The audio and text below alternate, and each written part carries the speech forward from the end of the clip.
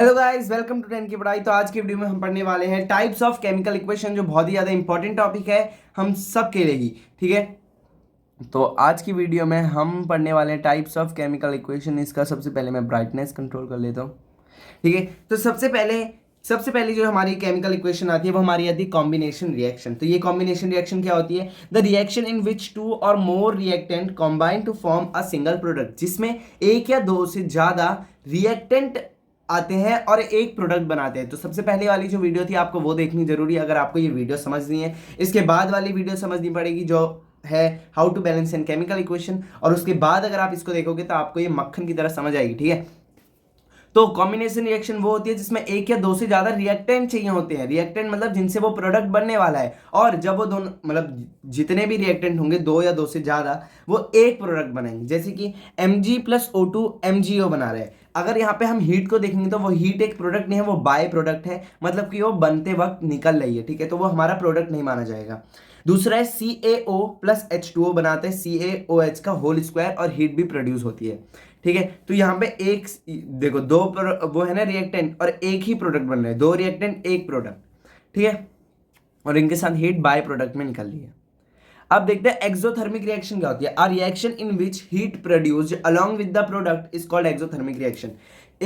कोई भी रिएक्शन जिसके साथ प्रोडक्ट के साथ हमारी क्या निकली, हीट निकली है, उसको हम एक्सोथर्मिक रिएक्शन करेंगे। एक्सो मतलब एग्जिट, एग्जिट से आप समझ सकते हो एग्जिट, थर्मिक मतलब हीट। ये दोनों भी जो है हमारी क्या है, एक्सोथर्मिक रिएक्शन है।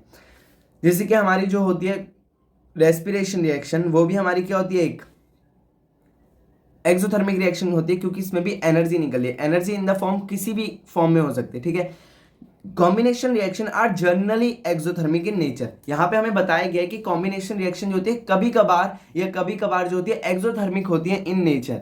अब ये जरूरी नहीं है कि हर एक्सोथर्मिक रिएक्शन कॉम्बिनेशन रिएक्शन हो। मैंने क्या कहा, ये जरूरी नहीं है कि हर एक्सोथर्मिक रिएक्शन कॉम्बिनेशन रिएक्शन हो, लेकिन कोई कोई कॉम्बिनेशन रिएक्शन हमारी एक्सोथर्मिक होती है नेचर में। दूसरा आता है डिकम्पोजिशन रिएक्शन, जो इस चैप्टर का एक इंपॉर्टेंट टॉपिक है। The reaction in which a compound splits into two or more simple substance is called decomposition reaction। बिल्कुल उल्टा कॉम्बिनेशन रिएक्शन का हमारा डिकम्पोजिशन रिएक्शन होती है। पहले दो से एक प्रोडक्ट बन रहा था, यहाँ एक से दो प्रोडक्ट बनेगा। मतलब कि यहाँ एक प्रोडक्ट मतलब एक रिएक्टेंट होगा और दो प्रोडक्ट बनेंगे। एक कंपाउंड स्प्लिट हो जाएगा दो या दो से ज्यादा में। CaCO3 को हीट करेंगे तो CaO+CO2 बनता है। PbNO3 के होल स्क्वायर को अगर हम हीट करेंगे तो PbONO2O2 बनता है। ठीक है, अब यहां पे हमें हीट की जरूरत है, तो ये होती है हमारी endothermic reaction. A reaction in which heat is required to product called endothermic reaction. Endo मतलब इंडो चाहिए, थर्मिक मतलब हीट, तो एंडोथर्मिक रिएक्शन। ठीक है, ऐसी रिएक्शन जिसमें हीट की मदद लेनी पड़ती है किसी भी प्रोडक्ट को बनाने के लिए, उसको हम एंडोथर्मिक रिएक्शन कहते हैं। अब इसके भी फर्दर डिवीजन है, मतलब कि टाइप्स ऑफ डिकम्पोजिशन रिएक्शन। और अभी आपकी स्टार्टिंग है तो आपको हर एक चीज ऐसा लेके चलना है कि आपके बोर्ड में आने वाली है। तो ये जो है बहुत ही ज्यादा आपके लिए इंपॉर्टेंट वीडियो है, क्योंकि इसमें जो है ना आपको पता लगने वाला है कि क्या होगा अगर ये रिएक्शन का कलर ये है और प्रोडक्ट का कलर ये है। तो ये जैसे कि यहाँ पे मैंने लिखा है, ये बहुत इंपॉर्टेंट है। 1 मार्क में बोर्ड में हर बार पूछते हैं, इस बार भी पूछा था। मैंने पिछली बार भी बोला था कि आपको लास्ट टाइम पे हम ये पूरा प्रोवाइड करेंगे कौन से कलर में क्या होता है। ठीक है, जितनी भी सारी चीजें होती हैं। तो टाइप्स ऑफ डिकम्पोजिशन रिएक्शन, पहला आता है thermal decomposition reaction, when decomposition is carried out by heating.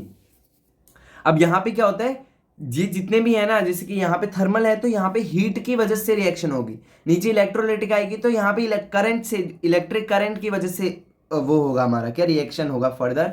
और फोटोलिटिक में फोटो लाइट की वजह से होगा हमारा डिकम्पोजिशन रिएक्शन। डिकम्पोजिशन मतलब डिकम्पोज करना, मतलब कि उसको तोड़ देना। CaCO3 था, हीट करा CaO2 में टूट गया। FeSO4 था जो ग्रीन कलर का था, लेकिन जैसे हमने हीट करा वो फेरिक ऑक्साइड बन गया जो रेड और ब्राउन कलर का था, रेड ब्राउन कलर का था, और SO2 SO3 गैस भी निकली। ठीक है, अगला आता है electrolytic decomposition reaction, when decomposition reaction is carried out by passing electricity. Electricity pass कराने की वजह से डिकम्पोजिशन रिएक्शन होती है, उसको हम इलेक्ट्रोलिटिक डिकम्पोजिशन रिएक्शन कहते हैं। इसका वेरी फेमस एक हमारा एग्जांपल है इलेक्ट्रोलिसिस ऑफ वाटर, पानी को तोड़ना H2 और O2 में। यहाँ पे हम क्या करते हैं, H2O लेते हैं, उसमें से इलेक्ट्रिक करंट निकालते हैं, तो हमारा H2 और O2 आता है दो अलग अलग रॉड्स में, ठीक है। वो अगर आप हमारे आपकी बुक की जो एक्टिविटी है वो पढ़ोगे तो आपको ज़्यादा अच्छी तरह समझ आ जाएगी, ठीक है। Photolytic decomposition reaction, when decomposition is carried out in the presence of sunlight, जैसे AgCl और AgBr जो होता है वो हमारा क्या होता है बताऊं, जो हम प्रिंट निकलवाते हैं ना, फोटो प्रिंट हो गया, वही हमारे जो कलर्स होते हैं वो in the form of silver chloride और सिल्वर ब्रोमाइड की फॉर्म में होते हैं, ठीक है। ये हमारे फोटो कलर प्रिंट वाला जो कलर होता है उनमें पाया जाता है। इसलिए तो अगर आप देखोगे तो जब भी हम कलर प्रिंट करवाते हैं तो उसकी जो कलर होते हैं हम उन्हें धूप में नहीं ले जा सकते, क्योंकि वो जैसी धूप के कांटेक्ट में आएंगे वो कलर फट जाएंगे और वो कैसे कलर का हो जाएगा, ग्रे कलर का हो जाएगा, फिर उसका कोई काम ही नहीं रहेगा, ठीक है। ऐसी डिकम्पोजिशन रिएक्शन जो प्रेजेंस में हो किसके, सनलाइट के, उसको हम क्या कहते हैं, फोटोलिटिक डिकम्पोजिशन रिएक्शन। यहाँ AgCl जो होता है Ag प्लस Cl2 में टूट जाते हैं, Ag मतलब सिल्वर और Cl2 मतलब क्लोरीन। ऐसी सेम AgBr जो होता है Ag प्लस ब्रोमाइड में टूट जाते हैं, ठीक है। अब आता है डिस्प्लेसमेंट रिएक्शन। सबसे कंफ्यूजिंग जो बच्चों को लगता है वो होता है डिस्प्लेसमेंट रिएक्शन और डबल डिस्प्लेसमेंट रिएक्शन, लेकिन कुछ भी नहीं है, फुद्दू बनाने वाली चीजें हैं। The chemical reaction in which more reactive metal displace less reactive matter from its salt solution is known as displacement reaction. ये आपको चैप्टर 4 में कंठस्थ हो जाएगा, क्योंकि चैप्टर 4 में आती है आपकी रिएक्टिविटी टेबल, उसको याद करना होता है कि कौन सा ज्यादा रिएक्टिव मेटल है, कौन कम रिएक्टिव मेटल है, ठीक है। तो यहाँ पे क्या बोल रहा है, ऐसी रिएक्शन जिसमें मोर रिएक्टिव मेटल, ज्यादा reactive metal less reactive metal को अलग कर देता है उसके सॉल्ट सॉल्यूशन से। मतलब कि यहाँ Fe जो है CuSO4, कॉपर सल्फेट, ये एक सॉल्ट सॉल्यूशन है। अब Fe जो है ना ज्यादा पावरफुल है Cu से, आप ऐसे समझ लो, Fe ज्यादा पावरफुल है, मतलब कि ज्यादा रिएक्टिव है Cu के मुकाबले। Cu जो है वो कम रिएक्टिव है, कम पावरफुल है Fe के सामने। तो Fe क्या बोलेगा, अबे हट Cu, मेरे को SO4 के साथ आने दे, और ये क्या बना देगा, फेरस सल्फेट बना लेगा, FeSO4 और Cu को अकेला छोड़ देगा, बेचारा Cu। अब आती है हमारी डबल डिस्प्लेसमेंट रिएक्शन, ठीक है। तो डिस्प्लेसमेंट रिएक्शन क्या था, ज्यादा रिएक्टिव वाला कम रिएक्टिव वाले को डिस्प्लेस कर देगा, और ये आती है बहुत इजी, लेकिन बच्चों को पता नहीं क्यों नहीं समझ आता।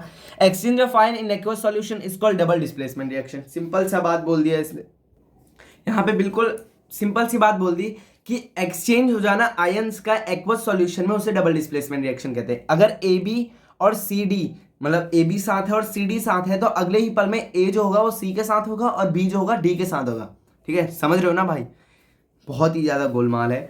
BaCl2 है और Na2SO4 है, तो क्या होगा, SO4 इसके साथ आ जाएगा, Cl2 उसके साथ चले जाएगा, BaSO4 हो जाएगा, NaCl हो जाएगा। जो रेड पेन से चीज लिखे है वो ज्यादा इंपॉर्टेंट है, क्योंकि जैसे वहां पे कलर चेंज हो रहा था, ये भी वैसी चीज है जो बहुत इंपॉर्टेंट है, ठीक है। पहले हम एग्जांपल देख लेते हैं, PbNO3 का होल 2, Ki यहाँ पे KNO3 हो जाएगा और PbI2 हो जाएगा। अब हम समझते हैं प्रेसिपिटेट क्या होता है, फिर हम जो रेड पेन से लिखा है वो समझेंगे। Insoluble substance in of a chemical reaction, ठीक है, एक इनसॉल्युबल सब्सटेंस बन जाता है केमिकल रिएक्शन होने के बाद। अब यहाँ पे जो है ये इंपॉर्टेंट चीज है जो 4 मार्क करिए, all displacement reaction are not precipitation reaction, ठीक है।